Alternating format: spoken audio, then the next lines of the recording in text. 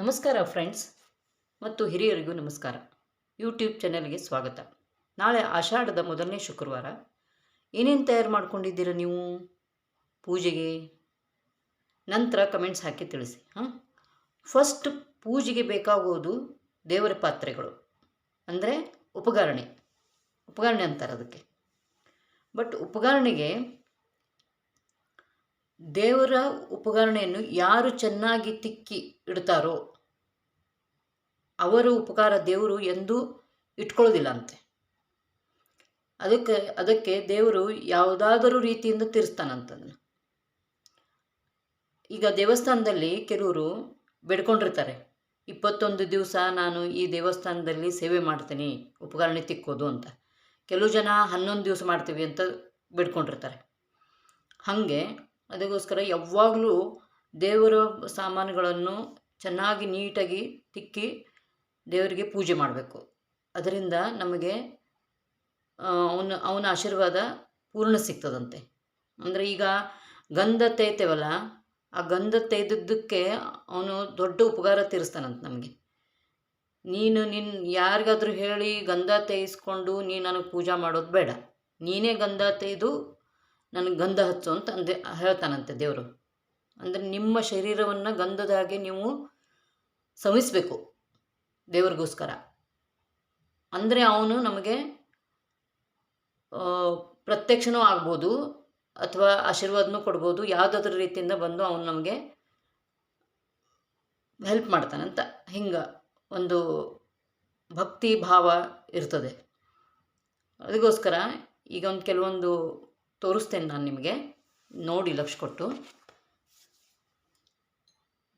ಇದು 18 ವರ್ಷದ ಹಿಂದೆ ನೀಲಾಂಜನ.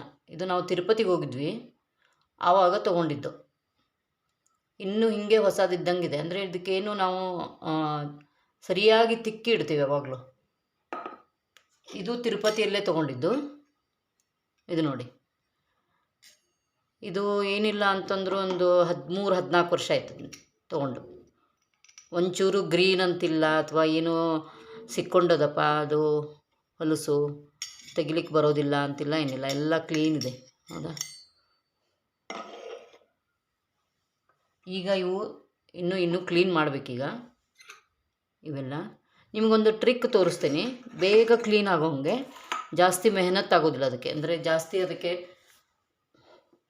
ಜಾಸ್ತಿ ಹೊತ್ತು ಬೇಕಾಗೋದಿಲ್ಲ. ಬೇಗ ಮುಗಿಯೋಂಗೆ ಅದನ್ನು ನೀವು ಕ್ಲೀನ್ ಮಾಡ್ಕೋಬೋದು. ಅದಕ್ಕೋಸ್ಕರ ಏನೇನು ಬೇಕಾಗುತ್ತೆ, ಒಂದು ಚಿಕ್ಕದೊಂದು ಕಡ್ಡಿ ಇರಬೇಕು ಯಾವಾಗಲೂ. ಆಮೇಲೆ ಇದು ಡಿಟರ್ಜೆಂಟ್ ಪೌಡ್ರು, ಇದು ರಂಗೋಲಿ,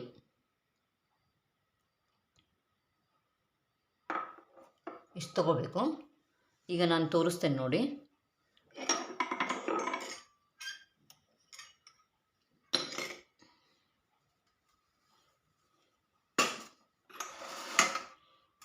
ಇದು ನೋಡಿ 30 ಇಯರ್ಸ್ದಾಯ್ತದು ತೊಗೊಂಡು. ಹೌದಾ? ಇದು ಡೈಲಿ ಪೂಜೆಗೆ ಯೂಸ್ ಮಾಡ್ತೀವಿ ನಾವು. ಹೌದಾ? ಈಗ ತೊಳಿಬೇಕಾಗಿದೆ. ಈಗ ನಿಮಗೆ ತೋರಿಸ್ಬೇಕು ಅಂತ ನಾನು ಇದೊಂದು ಸ್ಟಾಕ್ ಮಾಡಿಟ್ಟಿದ್ದೆ. ಹಾಗೆ ಸ್ವಲ್ಪ ಜಾಸ್ತಿ ದಿವಸ ಆಯಿತು, ತಿಕ್ಕಲೇ ಇಲ್ಲ. ನಿಮಗೆ ತೋರಿಸ್ಲಿಕ್ಕೆ ಬರ್ತದಂತ ನಾನು ತಿಕ್ಕಲಿಲ್ಲ ಇದನ್ನ. ಈಗ ಇನ್ನು ಕ್ಲೀನ್ ಮಾಡಿ ತೋರಿಸ್ತೀನಿ ನಿಮಗೆ. ಇದೆಲ್ಲ ಡೈಲಿ ಯೂಸ್ ಮಾಡೋದು. ಇದೆಲ್ಲ ಇದು ಡೈಲಿ ಯೂಸ್ ಮಾಡೋದು. ಈಗ ನಾನು ನಿಮಗೆ ತೋರಿಸ್ತೇನೆ ಹೆಂಗೆ ಅಂತೆ, ನೀವು ಹಾಗೆ ಮಾಡ್ಕೋಬೋದು. ಇದು ನೋಡಿ, ಸ್ವಲ್ಪ ನೀರು ಹಾಕಬೇಕು. ನೀರು ಹಾಕ್ಕೊಂಡು ಇದು ನೋಡಿ ಹೆಂಗಿದೆ, ಒಂದು ಲಿಂಬೆಹಣ್ಣು ತೊಗೋಬೇಕು. ಇದು ನೋಡಿರಿ, ತೊಗೊಂಡು ಈಗ ನೋಡಿರಿ ಇದು ಹೆಂಗಿದೆ ತೋರಿಸ್ತೀನಿ ನಿಮಗೆ.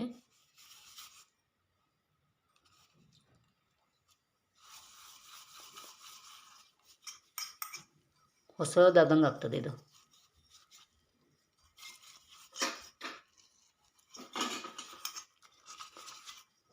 ನೀವೇನದು ಪೀತಾಂಬರಿ ಅದು ಇದು ಏನು ಹಚ್ಚೋದು ಜರೂರಿಲ್ಲ, ಹಾಗೆ ಮಾಡ್ಕೋಬೋದು.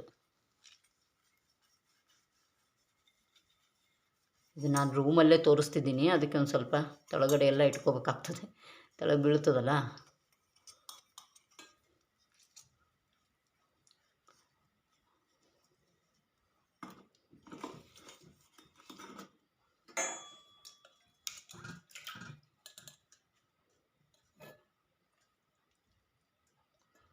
ನೋಡಿರಿ,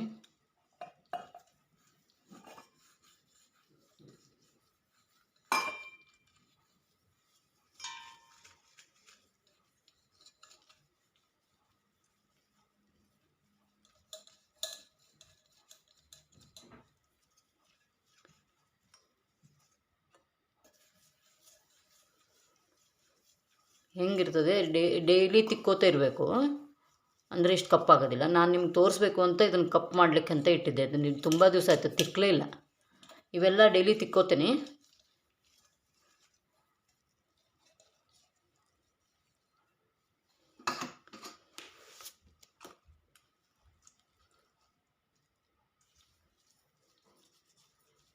ಯಾಕಂದರೆ ದೇವ್ರ ಮುಂದೆ ಯಾವಾಗಲೂ ಲಕ ಲಕ ಲಕ ಅನ್ಬೇಕಂತೆ ಪಾತ್ರೆಗಳು.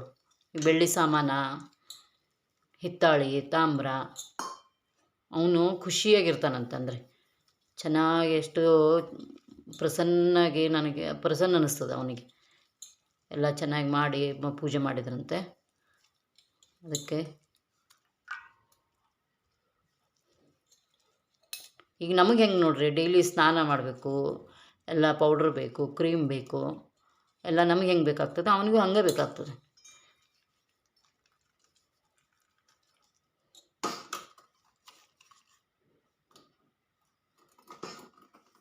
ಇದು ನೋಡ್ರಿ, ಈಗ ಇದು ಡಿಟರ್ಜೆಂಟ್ ಹಚ್ಚಿದ್ದೆ ನಾನೀಗ. ಅದೇ ಮತ್ತೊಮ್ಮೆ ಬೇಕಂದ್ರೆ ಹಚ್ಕೋಬೋದು ನೀವು. ಇದು ನೋಡ್ರಿ, ಈಗ ಆಗಲೇ ಹೊಸದಾದಂಗೆ ಆಯ್ತಿದ್ದು. ಇದು ರಂಗೋಲಿ, ಸ್ವಲ್ಪ ರಂಗೋಲಿ ತೊಗೋಬೇಕು. ನೀವು ಬೇಕಂದರೆ ಅದು ಬ್ರಷ್ ಗಿಶ್ ಇದ್ರೂ ತೊಗೋಬೋದು. ಆದರೆ ಬ್ರಷ್ಲೆ ಬೇಗ ಸ್ವಚ್ಛ ಆಗೋದಿಲ್ಲ.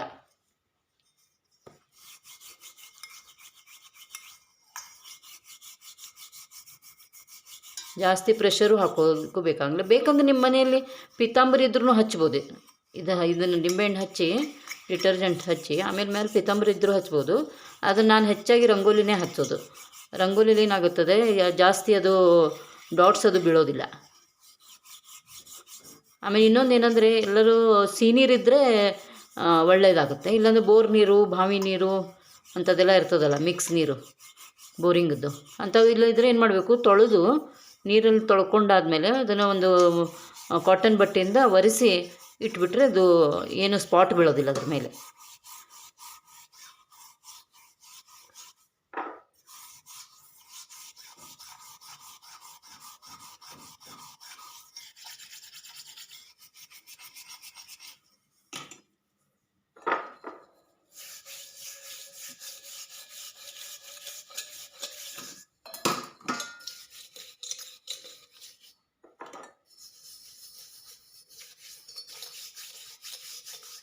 ನೋಡಿರಿ, ಇದು ಕ್ಲೀನ್ ಆಯ್ತು ನೋಡಿರಿ. ಹೌದಾ,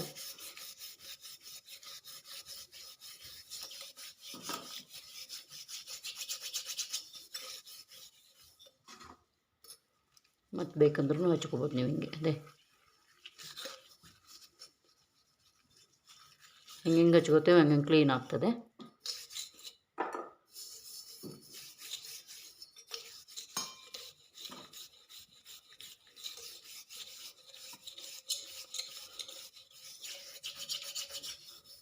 ದೇವ ಬಂದ ನಮ್ಮ ಸ್ವಾಮಿ ಬಂದಾನೋ, ದೇವರ ದೇವ ಶಿಖಾಮಣಿ ಬಂದಾನೋ. ದೇವ ಬಂದ ನಮ್ಮ ಸ್ವಾಮಿ ಬಂದಾನೋ, ದೇವರ ದೇವ ಶಿಖಾಮಣಿ ಬಂದಾನೋ. ಅದ್ವಿತೀಯನು ಬಂದ, ಅಸುರ ಕೌಸನು ಬಂದ, ಲಕ್ಷ್ಮಿಯವನಿದ ಕೃಷ್ಣನು ಬಂದನು.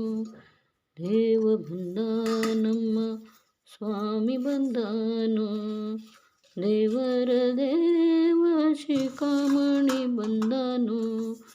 ದೇವ ಬಂದ ನಮ್ಮ, ದೇವ ಬಂದ ನಮ್ಮ, ದೇವ ಬಂದ ನಮ್ಮ. ನೋಡ್ರಿ, ಈಗ ಅದೇನಾದರೂ ದೇವ್ರದ್ದು ಹೇಳ್ಕೋತ ಮಾಡ್ಬೇಕಂತ, ಅಂದರೆ ನಮ್ಗೆ ತಿಕ್ಲಿಕ್ಕೆ ಬೇಜಾರಾಗೋದಿಲ್ಲ, ಮನಸ್ಸಿಗೂ ಆನಂದ ಇರ್ತದೆ. ಈಗ ನೋಡ್ರಿ ಎಷ್ಟು ಕಪ್ಪಿತ್ತದು, ಹಿಂಗೆ ಕ್ಲೀನ್ ಆಗಿದೆ ನೋಡ್ರಿ. ಹೌದಾ,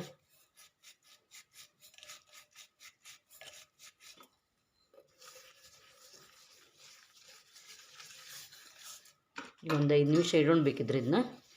ಇದನ್ನಿಟ್ಟು ಈಗೇನು ಆವಾಗಲೇ ಏನು ಮಾಡ್ಕೊಂಡಿದ್ದೆಲ್ಲ ಅದನ್ನು ಕ್ಲೀನಾಗಿದೆ ನೋಡೋಣ ಅಂತ.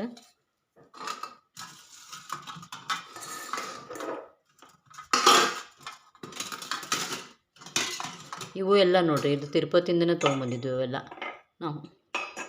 ತುಂಬ ದಿವಸ ಆಯಿತು, ಏನಿಲ್ಲ ಅಂದರೂ ಒಂದು 18 ವರ್ಷ ಆಗೋಗಿರ್ಬೇಕು.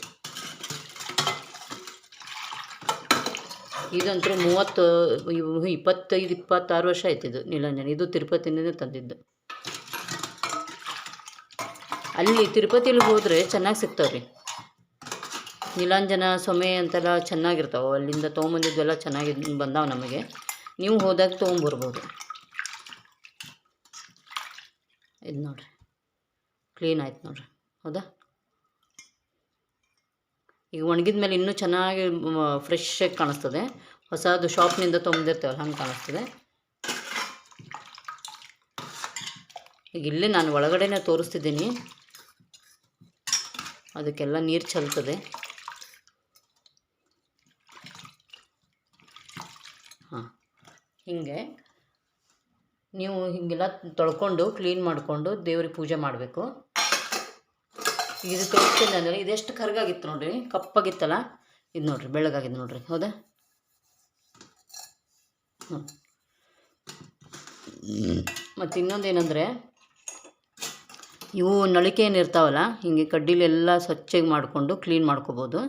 ಅದಕ್ಕೆ ಒಂದು ಯಾವಾಗಲೂ ತೊಳೆಯುವಾಗ ಒಂದು ಸ್ವಲ್ಪ ಇವೆಲ್ಲ ಇಟ್ಕೊಂಡಿರಬೇಕು. ಇವು ಕಡ್ಡಿ ಗಿಡ್ಡಿ ಪಡ್ಡಿ ಅಂಥವೆಲ್ಲ ಇರ್ತಾವಲ್ಲ, ಇಲ್ಲೊಂದು ಸೂಜಿ ಇರ್ತದಲ್ಲ, ಸೂಜಿ ಪಿನ್ನು ಅಂಥದ್ದೆಲ್ಲ ಇಟ್ಕೊಂಡು ಮಾಡ್ಬೋದು. ಈಗ ಇದೊಂದು ಮಾಡಿ ತೋರಿಸ್ತೇನೆ ನಿಮಗೆ, ಕ್ಲೀನ್ ಆಗ್ತದೆ ನೋಡಿರಿ.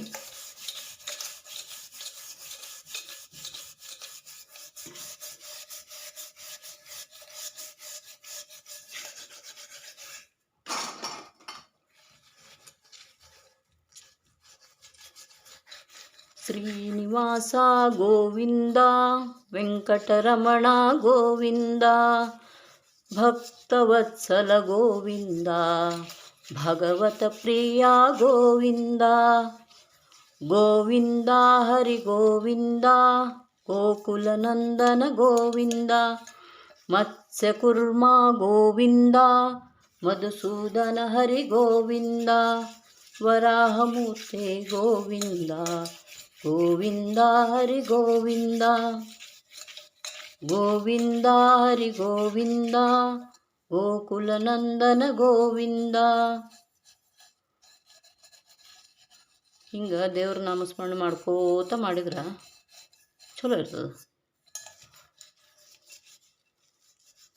ಅವನಿಗೂ ಇಷ್ಟ ಆಗ್ತದ, ನನ್ನ ನಾಮಸ್ಮರಣೆ ಮಾಡ್ತಿರ್ತಾರೆ ಯಾವಾಗಲೂ ಅಂತ.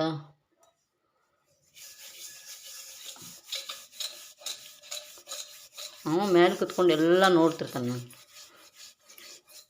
ನಮಗೆ ಅನ್ನಿಸ್ತದೆ ನಾವು ಮಾಡೋದು ಅವ್ನಿಗೇನು ಕಾಣೋದಿಲ್ಲ ಅಂತ. ಎಲ್ಲ ಕಾಣಿಸ್ತದೆ ಅವನಿಗೆ.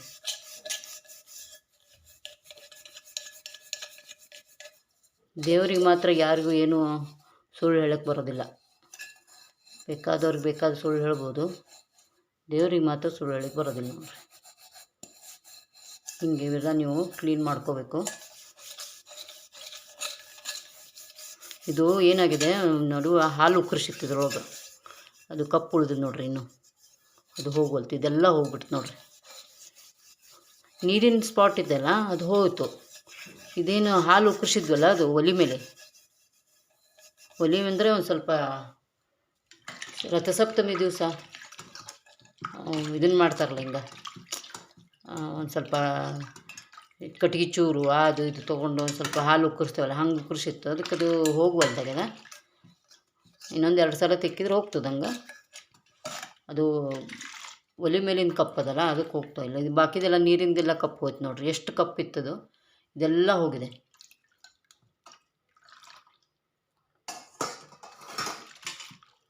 ನೀವು ಏನು ಮಾಡಿರಿ, ಎಲ್ಲ ಕ್ಲೀನ್ ನಾ ಹೇಳ್ದಂಗೆ ಮಾಡಿದರೆ ಏನಾಯಿತು ಅಂಥೇಳಿ ನೀವು ಪ್ರಾಕ್ಟಿಕಲಿ ಮಾಡಿರಿ. ಆಮೇಲೆ ನನಗೆ ಕಮೆಂಟ್ಸ್ನಲ್ಲಿ ತಿಳಿಸಿ ಹೇಳಿ. ನಮಸ್ಕಾರ. ಮತ್ತೆ ನೆಕ್ಸ್ಟ್ ವಿಡಿಯೋದಲ್ಲಿ ಸಿಗೋಣ.